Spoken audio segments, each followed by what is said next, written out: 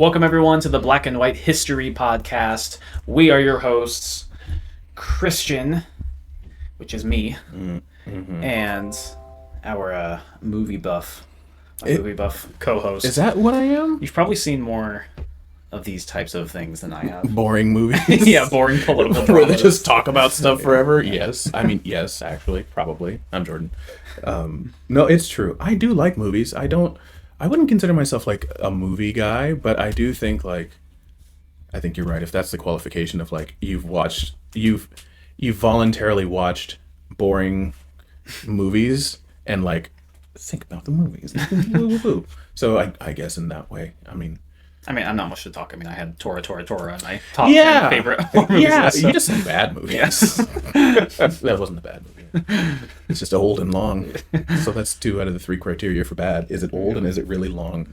Probably not great. What we're talking about today is Lincoln. This settles the fate for all coming time. Shall we stop this bleeding? Lincoln is Otherwise known as Vampire Hunter.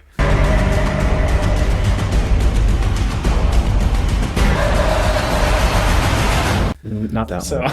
The other one. The other Lincoln movie. the non-accurate one. Yes. That we're talking about. Yeah, the one that is not historically accurate. Lincoln, with directed by Steven Spielberg, starring Daniel Day-Lewis as Abraham Lincoln. It's a star-studded cast, really. Yeah, it's filled with a bunch of that guy guys, where you watch it and you go, oh, hey, it's that guy. Yes. Oh, look, it's that guy. Yeah, Tommy Lee Jones. Everybody's in this movie. Yes. Everyone you know shows up, even if it's just like in the corner of the frame for like half a second. Yeah. And you're like, what? Is that Adam Driver? It is. Oh, yeah. Well, he was in there. Before he was even a thing. Yes. Adam Driver's in there. And he doesn't even talk. He has like 3 lines as a telegraph operator. Who else is in there? Is that Sally Fields? Is Mary so Todd she plays, Lincoln? Mary, yep. Sally There's like Fields. the A-lister people, but then it's just like littered with all like the C-list kind of. Yes. I know that guy from. Yeah, the psycho boss from The Office when Michael Scott leaves. Yeah, James Spader. Yep. Spader. And he plays a James Spader character. He's just the same guy. Yeah. Who else? I already said Tommy Lee Jones. He's not C-list, but he is in it as Joseph Gordon-Levitt. Yes, Joseph Gordon-Levitt Is Lincoln's son. I almost said Heath Ledger, but no, that's the Patriot. Okay, yeah. Like the guy from the Amazing Spider-Man 2 who plays I've never seen that Harry. Oh, okay, he plays Harry. He's in like Chronicle, like the superhero, the found Oh, thing. yeah, I he's know in the him. very beginning. Yes, Yeah. he's one of the country bumpkins who can't remember the Gettysburg Address. Heard you speak. We had. Damn. Hey, how tall are you anyway? There are a lot of people who, like you said, you recognize like from being in other places. I don't know their names, but like did you ever watch like the Ballad of Buster Scruggs? So it's like part of the mini series that Netflix had on. Okay. It was like a year or 2 ago, and he's like a gunslinger, whatever. He's in other stuff, but that's what I remember him from. Yeah, the guy who plays Grant. I can't remember his name, but He seemed familiar. I didn't look up his name. in Mr. Deeds. Isn't he? He's like the owner of, or like the head producer on the TMZ thing. Oh yes. A lot of these people, it's like, oh, in all the things you know them from, it's like, oh, that's the guy in this one thing. Yes. And so then, No one knows their names. Yeah. They just know that you've been in a movie or a thing that I've seen, and you're recognizable. But they all did really, really well in an overall. I mean, it's an excellent movie for sure. The cinematography, like the shots and the artistic direction of it, very, very good. The story from a historical standpoint, which it's a history podcast, from a historical standpoint, I mean, based on my research, which not exhaustive, but I looked into it, and while not every, it's probably like 80%. So while most things were historically accurate, some things were compressed for time and for drama, and so like the secret peace meetings, and we have to get the 13th Amendment passed before the peace thing, like that took months, not like 2 weeks. yeah, it was like the course of like a weekend. Yeah, it's like, we got 96 hours before the 13th Amendment fails. So, or like specific scenes where Lincoln's talking to people and he tells a little story. I can't remember the exact battle, but it was. I guess we'll get right into it. Yeah. But like he's in the telegraph room with all the generals, and his Secretary of War, and they're all like, oh, just waiting, and it's just really, really tense. And then he just sits down and, that reminds me of a story when I was this, and this. And like that specific thing didn't happen, but he was well known for telling like those kinds of stories and making jokes and kind of it just being kind of, he stuck out in that way. You're going to tell a story. I don't believe that I can bear to listen to another one of your stories right now. Yeah. What's your take on that? In terms of that with the whole, there's kind of this running joke through the movie where he kind of just goes on these long parades of these stories of, when John Adams showed up at the such and such. And he was at the British. He was at the Ethan Allen. Ethan Allen that's what it was. At Parliament when we were first a country, and George Washington was hanging in the bathroom, and they were doing it as a joke. And then, do you like the placement of the first president? And he said, yeah, I think it's perfect. Nothing can make a British person shit quicker than the sight of George Washington. Yeah, right. And everyone laughs. And so, like I said, that may not have specifically happened, but like that type of thing, he was well known for in the letters and things that people wrote about him and people's journals at the time, and not just like random people, but like his Secretary of State and like people who were around him a lot wrote that he was just like that, and it annoyed a lot of people because like, we're having a serious moment and you're telling this backwoods country bumpkin story. Like, what does this even mean? But it's I think it gives good like depth. It's like kind of and so this is, I think the first scene does a really good job like pulling back the curtain, because it's like, well, it shows like the war thing for like a second, and then it like skips to, and it's like you just see like his silhouette, and like those two like black soldiers come up, and they're just like, oh well, Mr. Lincoln, I was hoping we could blah blah blah, and he's just kind of like, okay, and it's kind of like panning back a little bit, and you're kind of like, well, like he's this large on my figure, and then it like switch, and he's just kind of like hunched over on like a crate, and then he's just like, oh yeah, and they're like, well, you have really great hair, like he's like, thank you, I need a new barber, my barber, she hanged himself, and then they're just like, are we supposed to laugh at that? Wait, this is the president of the United States. Yeah. You got spring hair for a white man. The last barber hanged himself. And so it's kind of like, oh wait, he's not the big fourscore, and he's just like had a weird voice and like kind of walked with a weird bad posture. Yeah, like kind of a gangster lean. Yeah, right. You walk weird. Yeah. Greatest president the country's ever had. But yeah, so I thought that was good how they kind of just dismantled the legend of Lincoln, and was just kind of like, oh, he's just like a guy, and like having to step inside the mind of someone who would be willing to, I mean, we've talked about already the just his presidency in his life, like before this episode and everything, but just like all the risks he had to take and the whole, trimming away at the Constitution with habeas corpus and all this stuff. It's kind of like to be the kind of person to do that. Like, of course, he's going to be also like a really crude dude who's just kind of like, just going to lay on this crate for a minute. Yeah, it'll be fine. We'll just throw him in jail. I don't care. Whatever. It reminds me of the story. So, you mentioned that scene, and it is like the first scene. Well, not the first scene. You're right. It's like the first half of the first scene of the movie. Like the first scene is like a war scene, and then the first scene with Lincoln in it. And it's like you said, he's at like a depot, and there's like soldiers milling around, and he like, and this goes to like the cinematography of it too. Like a good film, this is a film buff. A good movie like plays with light and shadow, chiaro oscuro, light and shadow, to highlight like people are in conflict, or like there's a hidden thing, but you see this, and this is what it looks like to the naked eye, but in the darkness there's other stuff. So he's sitting on that crate. And he's having this normal conversation, and they're kind of joking around like he's not the president, like he's not the commander in chief.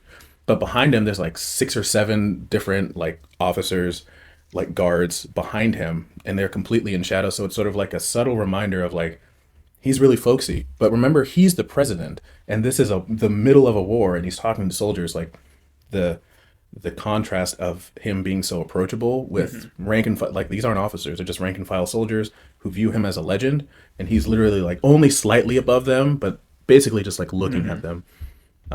Meanwhile, he's got like 9 guards in the back, like in shadow, not moving. It's very well done. I mean, it's a Spielberg movie, so he's a great director.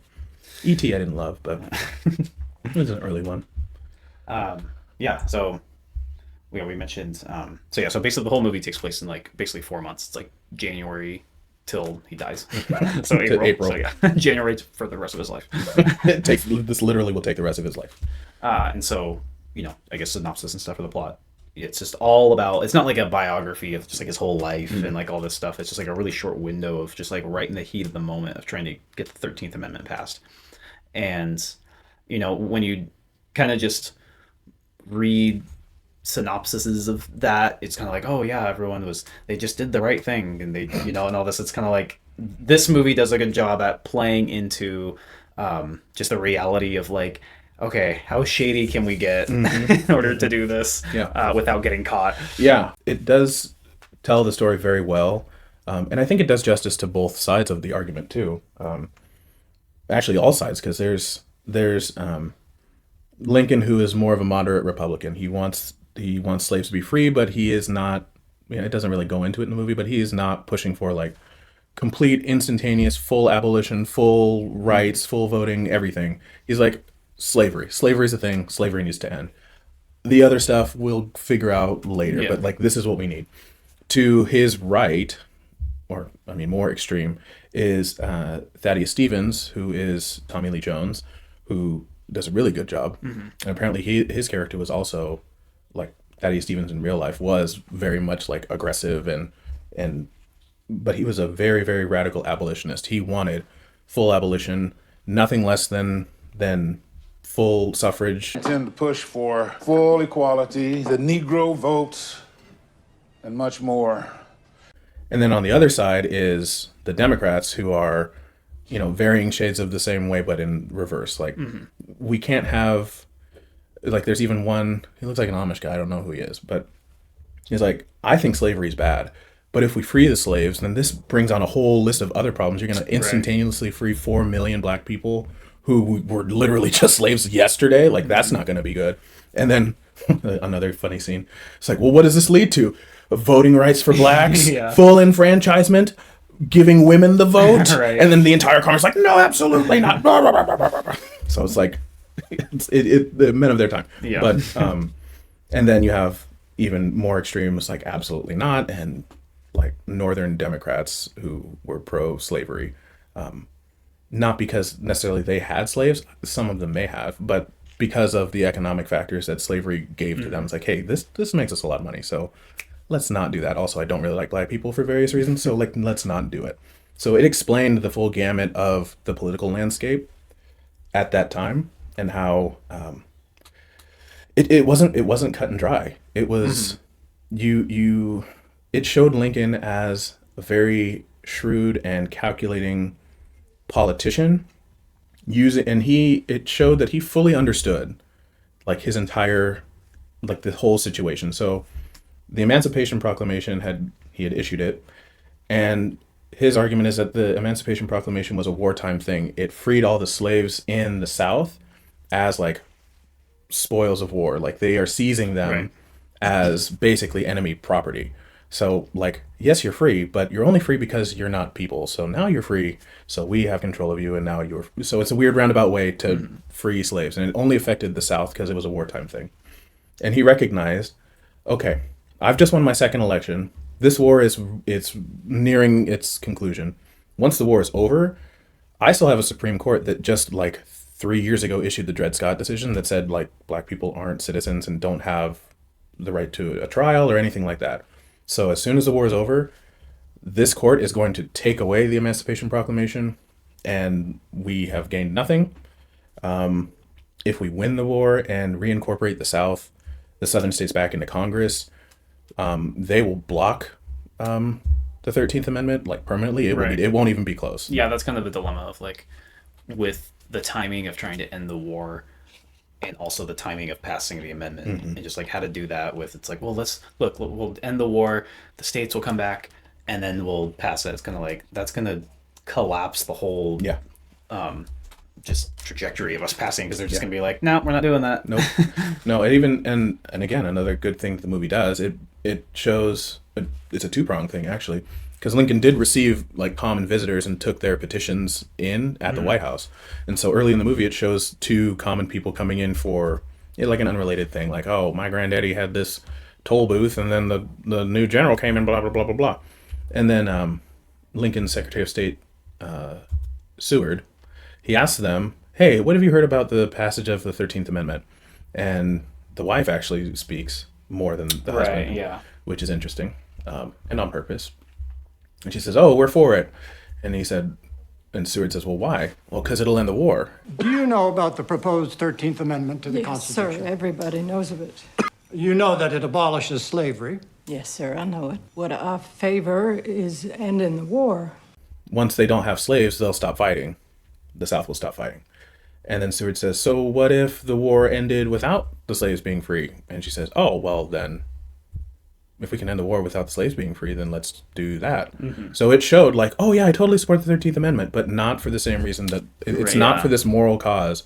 It's because there's a massive war on, which, like you said, it highlights the weird tension that Lincoln had of, I want to end the war because war is bad. I also want to free slaves because slavery is bad. If I let the war continue, more people will die, and that's not good, and I don't want that. But if I end the war too quickly and the South comes back, then the slaves will be slaves indefinitely, basically. So he has to like... It's a very small pocket of time He has to both end the war, but not end the war, and rally up all these votes from kind of in the middle Democrats. Yeah, the lame duck. That's what they kind of, and they do a lot of because they've already been voted out of office, so right, they have nothing to lose from voting for this. Yeah, so there's a lot of bribing of like, oh, we'll promise you this special, patronage. Yeah, this special job doing this, or even straight up, even and there's stuff on both sides of them. You know, Democrats being like, well, we know what you did with those prostitutes and everything, so if you vote yes on this, we're going to expose all, you know, and so a lot of just sketchy. Blackmailing and bribing, and that's politics, baby. Yeah, we got to get leverage. You know, I'm not going to bribe you, but I will give you a cushy job afterwards. I mean, Henry Clay taught him that, didn't he? Henry Dick Cheney Clay. So it goes into like him personally, because he has an older son, he has a younger son. Yeah, we know his kids in this family and stuff. It talks about that, how pretty soon into his presidency, wasn't it their middle son or was it their youngest son? Their younger son died. He was only 11, or so I guess it would have been his middle son, I think. Died from, I think it was typhoid fever. I didn't actually, I think it was typhoid. Okay. But so like I remember that being somewhere in his presidency before his second term. So his wife, so Mary, is, and this is true, they kind of really foreshadow what her life will be like after Lincoln gets killed, because she has like these huge meltdowns, one just over the stress of like not only being like the president's wife, but just the conflict that we're in the middle of a civil war. And then, you know, her son dying, still pretty recent. She almost died. She mentions about, you know, she was in a carriage and it like flipped over, and so there's a whole thing with that, like and then Joseph Gordon-Levitt, which son he plays, I can't remember his name. It's Robert. Okay, yeah, so he wants to join the Union, and so she's like, absolutely no way, like I'm not losing another son. Right, look at this track record that we have at this point.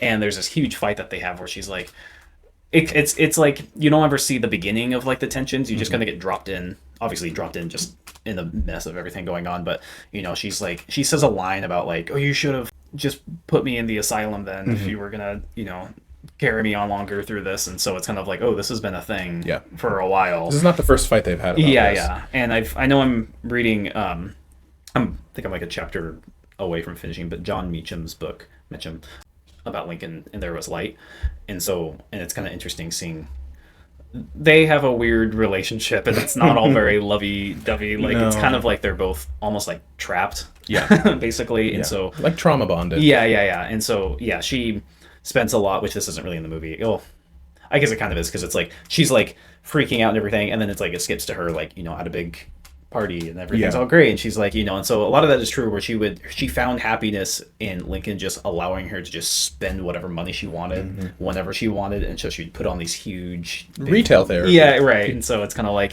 fine, whatever, just get out of the way. Doobie shopping. Right. Which Thaddeus Stevens does not appreciate.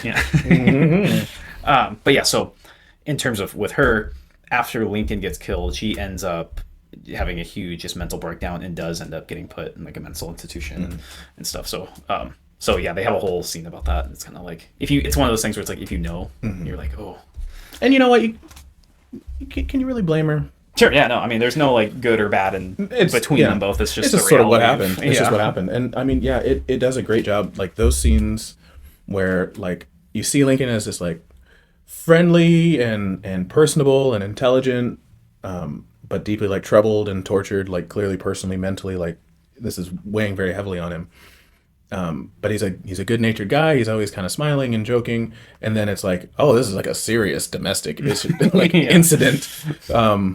You know, where I even thought when I was watching that scene, I was like, oh, he called her Mrs. Lincoln. You'll be made to pay with our Just this once, Mrs. Lincoln. I demand of you to try. Right, It's like Mrs. Lincoln. Yeah. So it's like, it's almost like he's like detaching himself. Yeah, it's like, her. ma'am, like almost like he's a cop. Like, Right. you got to calm down and like, but taking himself out of the situation. And it shows that like, he knows how much this is hurting and he feels it too. But this thing that he's doing is so important. He discusses it again in like a cabinet meeting of like, it's not just for the like 2 or 3 million slaves, I think. Mm-hmm. Accounts vary. They didn't keep great records, but many slaves. And it's like, we're doing this not just for them, but for all the people that will come after them. So this isn't just like about today. This is on forward into the future. And like the weight of that, it just was like, I know that this is a horrible situation, like for us personally in our marriage and for our family. And this is so much bigger than us. We have to do it. Mm-hmm. And basically like, if you can't help me, then you gotta like stop. Right. Like we gotta leave me alone. Yeah. If you're gonna have freakouts, like I'm with you. I want to freak out every day, but I can't because we're fighting a war and trying to free the slaves. So if you're not on board with that, just throw a party. Just go throw another party, okay? And it's hard. It's really, really hard. It personalizes both of them because you can empathize with Mary as well. It's like, I didn't want this, and now my son wants to join the army, and 150,000 Union soldiers have died, and well, he was also like, set up on he was going to be a lawyer, and they kind of like shaped his future. Mm-hmm. It's kind of a timeless tale of like, father's expectations of his son, and following my footsteps, and no, I want to go off and have an adventure, Dad. Yeah. No, you can't have an adventure. Slap. Yeah. So it's kind of movie 101, but I mean, if it's true, it's like if it's true, it's true. There's a reason those stories keep coming up because they're just like universal human stories. Yeah. So yeah, it's thankfully he doesn't die. No, he doesn't die. Spoiler: he doesn't die. I think the whole I almost said quest line. The whole storyline of, okay, we're trying to get these lame duck Democrats to vote for us. We're trying to flip people, and we don't want to outright bribe them because that's not good. And if anyone ever heard that we actually bribed them, we're screwed. Mm-hmm. So, as those patronage jobs, like, hey, when you leave office in 20 minutes, we'll make you postmaster general of your hometown or a cushy job and it'll be fine. Just vote this one time and it'll be great. And then, so Seward, and this happened, he was kind of, even before this, he was kind of like not like the hitman kind of thing, but he's like the second in command who like Lincoln has a big idea and Seward like figures out the dirty work of how to get that done. So like, earlier, like it's not in the movie, but like habeas corpus, Seward was instrumental in like, hey, we need to figure out who these people are. So we're going to kind of set up like a secret police to figure out who these people are and where they are so we can hook them up and put them in jail without trial or charge. But then Seward kind of spearheads we're going to find some rougher guys and they're going to go out and they're going to kind of, some pressure, a little stuff, but we can't say Lincoln at all. You're just normal guys just saying, hey, look at this proposal. Wouldn't that be nice if you voted for this? Like, you don't really think that badly of them, do you? Blah, blah, blah.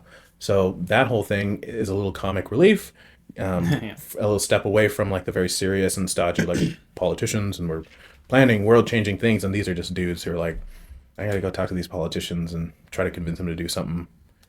And I have to go talk to Democrats who like slaves and make them vote to free the slaves. Yeah. And one guy almost gets shot. It's funny. Perhaps you pushed too hard. I push nobody. They're kind of like low-level crime Three Stooges. Yes. Basically. Yes. They're just kind of bumbling like Three Stooges with crime. That's exactly what they did. What else? I think a lot of good court scene. Like in Congress and their Yeah. their debates. And especially when at the end, it's kind of funny. It's like, you already know, obviously, like, what the outcome is. I'm watching this movie, and I'm not in a shack somewhere, so, like, we win. But, yeah, just, like, how good it was still, like, worth, like, seeing them just kind of draw out each vote, like, one by one, who says, you know, yay or nay, and everything, and how they, like, with that's going on, and it's, like, so tense, and then it will cut back to Lincoln, and it's like, you know, in his head he's like feeling just as tense, but he's just like forcing himself to he's like reading to his son, and he's just kind of like looking out the window, and he's just breathing, and like day. It's gonna you know, it is what it is. And so yeah, I thought that was a cool thing. It was really good to keep the tension up. You know, the scenes kind of where he's either almost by himself or with like one or two other people. You know, the scene with Adam Driver when he's because remember the whole thing with the South is on its last legs. They are losing the war, and they are open to talking about ending the war with like the stipulation that we want our slaves, or even if you manage to pass a 13th Amendment, like when we rejoin the Union, we will not ratify it and we'll still have slavery. And so like this is a major sticking point, but he wants to end this war. There like 600,000 people have died at this point. Like the war needs to end. And so but if he is reaching out to the South to get them to come to DC, that will signal to the Democrats, hey, peace talks are happening. We're not having this vote. Let the peace talks happen, and then they can stall it, and the vote will probably fail. That's the thing with politics. Like when there's a hot button issue, you gotta strike while the iron is hot, because if you let it cool off, you can't shape the narrative. You can't play off emotion. It has to be now. So he's in the telegraph office, which is like a big old room, but it's like looks like a basement basically, and you can sort of see him thinking through and crafting this message that he's going to send to General Grant. And it's just a very intense scene where he's very clearly like internally conflicted. He's doing something. He's like wrapped in the blanket. Like, yeah, he's very constantly like huddled. He's very huddled over. He's like for someone who is a larger than life figure, he's almost always like bent over, or like in a shawl like an old woman, and he is very clearly like very conflicted about, I want to do the right thing in this moment. I want to do the right thing and end this war, but I want to do the bigger right thing, which might mean this war has to go on for another week or another however long, because I can't do all this. I can't have gone through 4 years of this war and get nothing out of it. Right. So I have to make it count. And that means he's spending other people's lives to do it. Because every day that the war goes on, like someone will die, maybe not of like being shot or blown up, but like disease. Like disease killed twice as many people as actual combat did, but like they still died, or even being wounded. Like you get shot in the foot, your leg's getting taken off. Yeah, right. There's that scene where with the oldest son, Joseph Gordon-Levitt, he's arguing with his dad about he wants to go to war and do this whole mission. I have to prove it to myself and all that. And he's sitting in the carriage while Lincoln visits an army hospital in DC. And these two guys come by and they're pushing a wheelbarrow. It's just dripping blood. And he's like, oh, what's that? And so he follows them. He's like, they go down around a thing, and they take the sheet off of it, and it's just a wheelbarrow full of just like body parts, just amputated limbs, and they just go into a pit like with hundreds of others. And it's like, this is the real thing. Like, this is what you're trying to sign up for. Like, this happens all the time. And like your dad and your mom, they're stifling your like hero vision, but that's because like they've already lost a son, and they know that you are quite likely to be seriously hurt or get deathly ill or just be blown up on. Like, the war doesn't care that you're the president's son. Like, my brother's a soldier, he's in the reserve, and he has, he's been deployed, but I remember like he always wanted to be a soldier when he was growing up. And my mom was like really, really conflicted. Like, my dad was in the army, and so my dad was like, he's gonna do it whether he wants to or not. My mom didn't want me to do it. My dad didn't want me to do it. I did it anyways. So he was kind of like hands off the thing, but mom was very, very adamant. Like, it's her baby. She didn't want him to go and be in danger, like volunteer to be in danger. But it was something that he always wanted to do. So it's just one of those things where like, it's a classic. And again, that same story, that same dynamic had played out a million times in the North and the South. And it was just like, the war affected Lincoln and his family. He wasn't just above all of it, like Right, yeah. puppeteering it. He had skin in the game. Even his like youngest surviving son like walked around the White House in a Union uniform. It was an ever present thing. I don't know if this is actually true or not, but do you know off the top of your head? I'll just put yes or no if it's true. If neither of us know, if his son was actually present.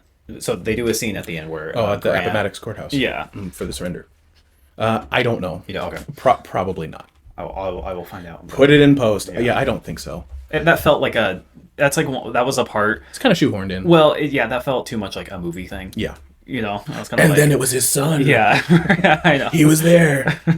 So I was kind of like, that kind of like took me out of it. I mean, the way that he framed it of like, okay, he's going to go, but I'm going to have him stationed with General Grant, who's going to be far away from the front. Mm-hmm. He's going to be like a runner or something like that. So is it possible? Sure. Honestly, like, if you think about it, it's the president's son attached to General Grant at the end of the war, like, just for the photo op. It would make sense that he would be there. I don't know if he actually was. Mm-hmm. But if you win, you get to put whoever you want there. And notoriously, they did put, like, a Native American officer and a black officer. Okay. And, like, they had a very just to prove the point. Just to prove the point, like, hey, we won, and you're going to have to surrender in front of a black guy and an Indian. Yeah. So sign the paper, fancy hat man.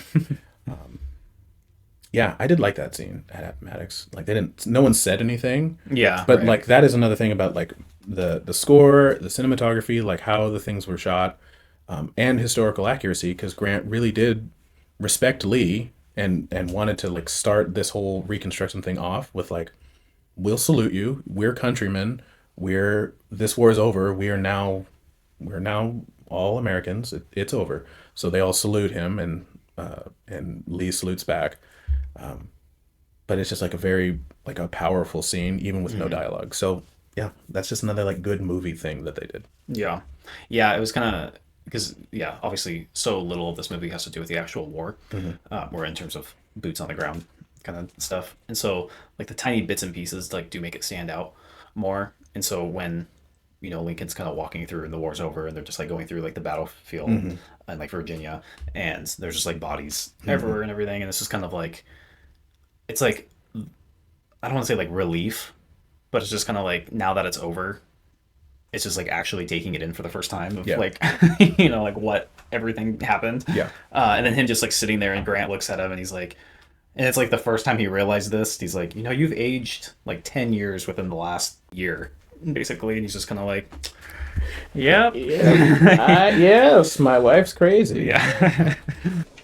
We've made it possible for one another to do terrible things. We've won the war. Now, you have to lead us out of it. I hate to burst your bubble because that is a great scene. That didn't actually happen. Oh, okay. Well, I mean, sure. That was. I could see that being a movie thing also. But. Yes, but I believed it. I had to look it up. I was like, because it seems like that's something that he would do, and he did tour battlefields, but not like with dead people all around. Like they were like after like the battle has moved, like the war's moved on. Then he would like come in and be like, this was the battle. Sad, but it was shot in such a way, and the movie set him up in such a way that is a thing that he would do. So like it doesn't pull you out of it, not because of danger, but because of like typhus or like disease from dead bodies. Yeah. Don't touch dead bodies. Don't be around them if you can help it. Don't be around. But yeah, then there's and it's like I said, it's not really a relief because then in that same conversation, Grant's like, okay, like you got us through the end of the war. What's next? Like you need to. Now you won the war. Now we get to So it just never ends, man.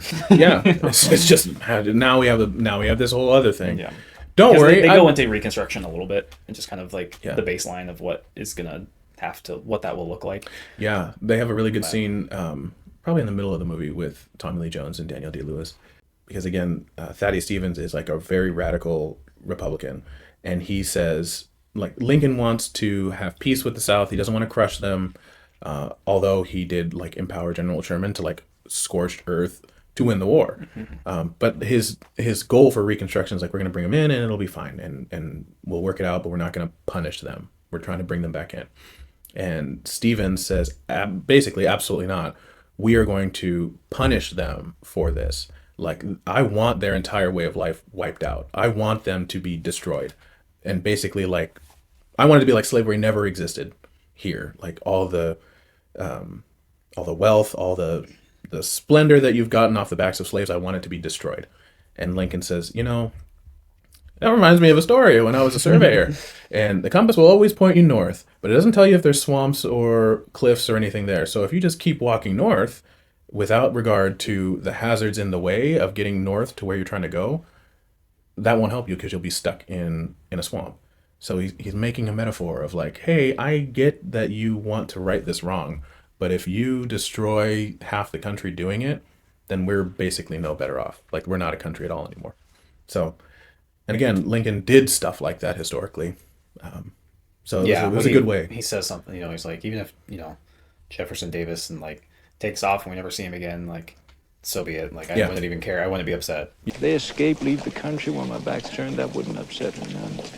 Yeah, but if he left the country, and we never caught him, I'd be fine with that. He did seem just like, I'm just done with this whole thing. Yeah. The war's over. I'm really done with this whole thing. And then he says, oh, well, I'm so glad I have another 4 years and nothing bad will happen to me so I can fully reconstitute the country according to my vision. And it doesn't work out that way.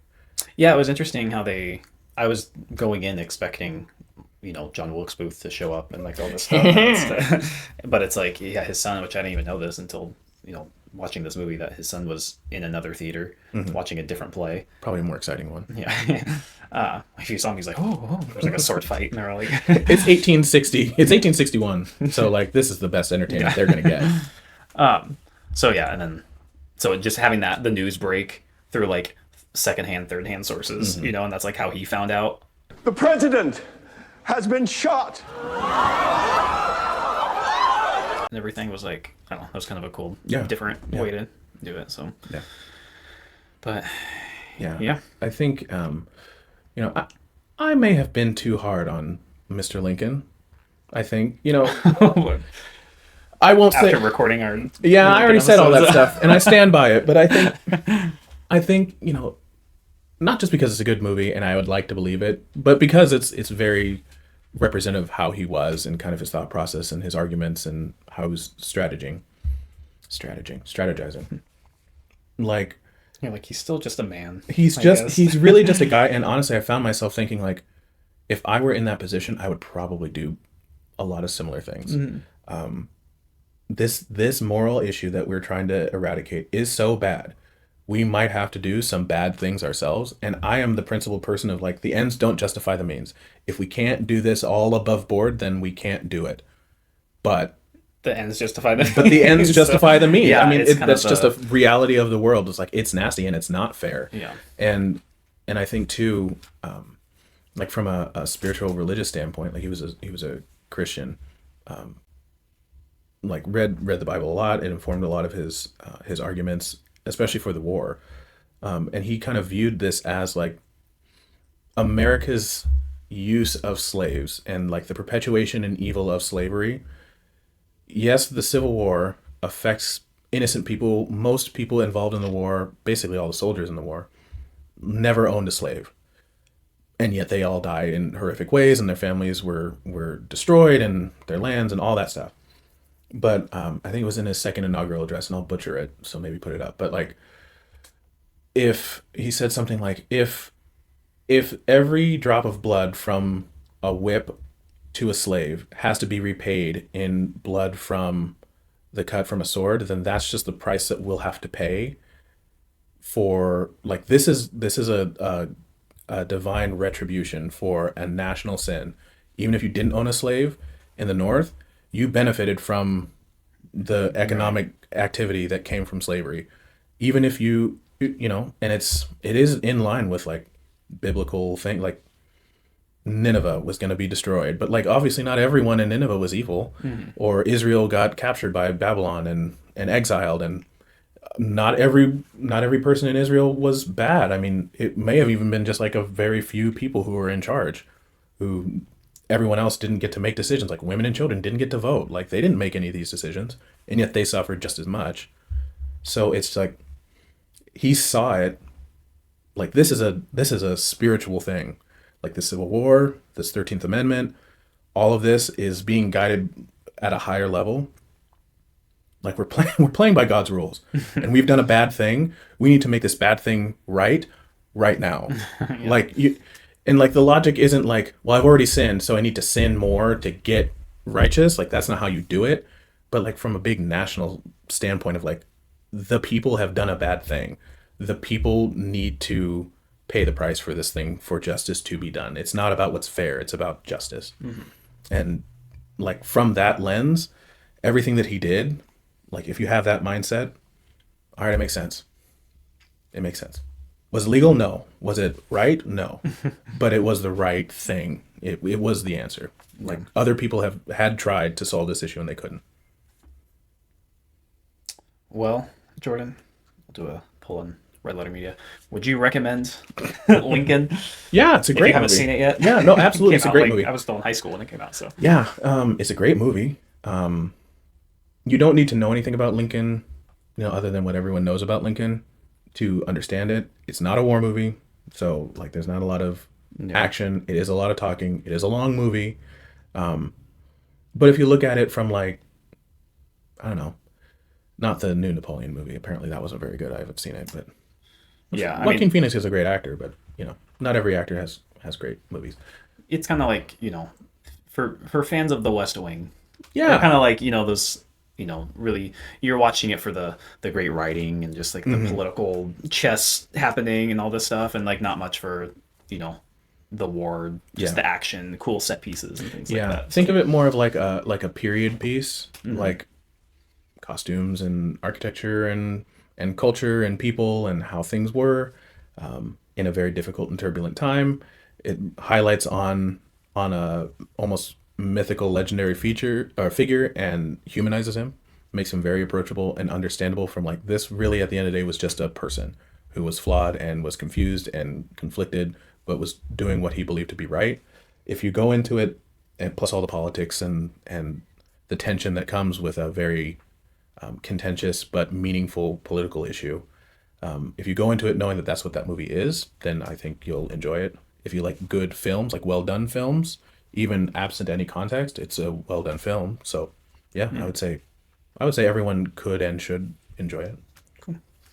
Okay, well, I guess we can end it there. And then we got a two-parter Civil War one up next. We gotta do, and then we're finally the 19th Battle of Bull Run. Bull Run 2, Electric Boogaloo. Yeah, Bull Run 2. This time it's personal. This time it was personal before, but now it's double personal. Yeah. But, okay, well, yeah, thank you everyone for tuning in. Make sure to like and subscribe, and we'll see you next time.